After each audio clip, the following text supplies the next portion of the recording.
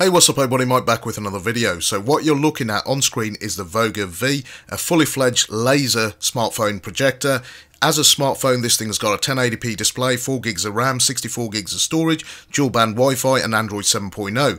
As a projector, this is a native 720p laser projector. So does it actually work as both, or does it fail on both categories? We're going to find out right now on this video.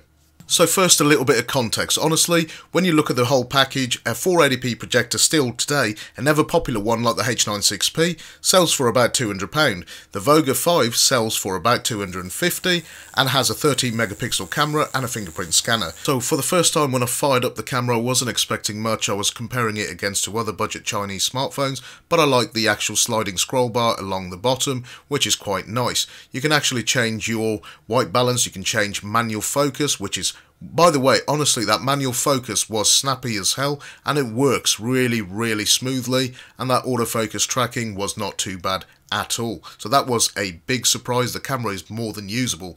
You can also apply a various array of filters. Yes, while they might be basic, you could always download an app to actually, if you're posting to social media, but the built-in filters in actual live mode, as you can see, it's not stuttering and the software seems to work pretty good. You can actually use the built-in software to boost the image to 21 megapixel, I wouldn't bother, and it's got this zero shutter delay. Don't use that because your images will look crap.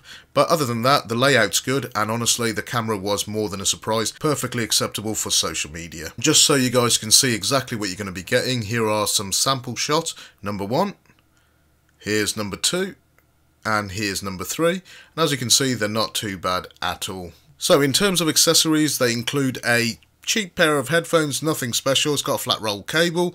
They also include a microfiber cleaning cloth, which is again something that you're going to need when you want to actually clean the projector head.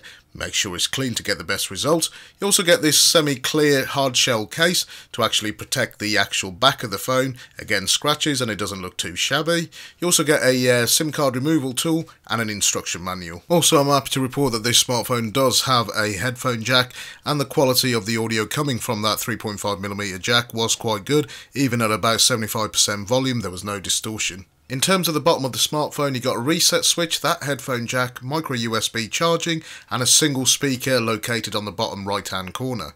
There was a small issue of actually signing into the Play Store, it just wouldn't let me, but they have told me there is an OTA update coming soon that will fix this issue. But in the meantime, I've just downloaded APK files for Netflix, Geekbench 4, and any other games or apps that you might want to use. So we're almost up to the projector part of this video, so I just want to touch on how clean the UI and the experience is on this phone. Now yes, you could download an APK or just download something off the Play Store when it decides to work, but I quite like the UI. It's simple, it's clean, no adware, no bloatware like you usually find with phones from China. In terms of that display, it's remarkably bright and the viewing angles are exceptionally good, and honestly I'm genuinely, truly impressed by the actual quality of this display.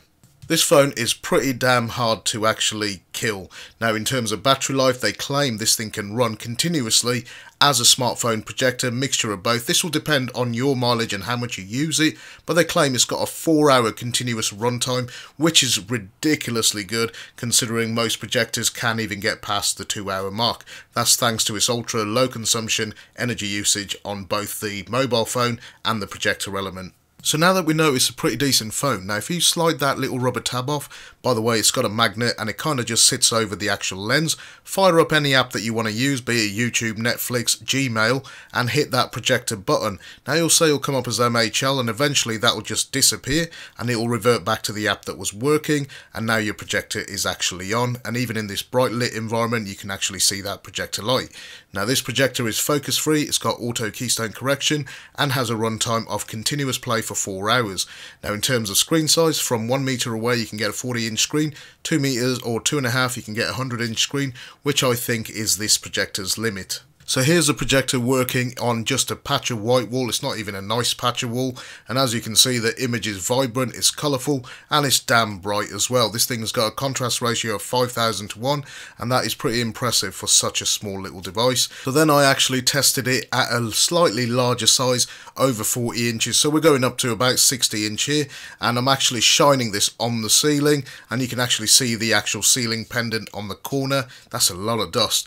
In terms of the black levels and and the image quality, this was so much better than what I was actually expecting as a mishmash between a projector and a phone. And if you have a look at this was shot on my Galaxy Note 8 at the 40-inch screen size, and again you can just see how much the colours really do pop. I genuinely thought that after using the device as a projector and how hot it actually felt to hold, that the device would actually slow down or shut down or overheat somehow and apps would start to misbehave, but I can happily report that that was not the case and the phone continued to run quite smoothly after an hour and a half of using it as a projector. I also got the fingerprint reader placement absolutely spot on. It sits about half a centimetre below the outer ring on the camera. Scanning a new fingerprint was actually pretty damn easy. It took about less than a minute and a half and I was ready to go. You can also add a secondary security feature in the way of a pin or an unlock pattern, and the responsiveness and the speed of that fingerprint reader was again another thing that very much impressed.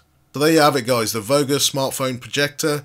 Should you buy it? Well, yes, if you want a smartphone projector, go ahead and buy it. It works. Everything that they claim works. The only thing that didn't work was a Google Play Store, and hopefully they will offer you an update to fix this. It's pretty slim, it's made well. The projector element of it really does shine, and I didn't expect it to be as good as it was. If you want to pick one up, then I'll link it in the video description. Hopefully there'll be an offer code at some point. And just remember, I'm also doing a competition, international competition, to win a $2,000 Xiaomi laser projector. Link in the video description. Catch you next time.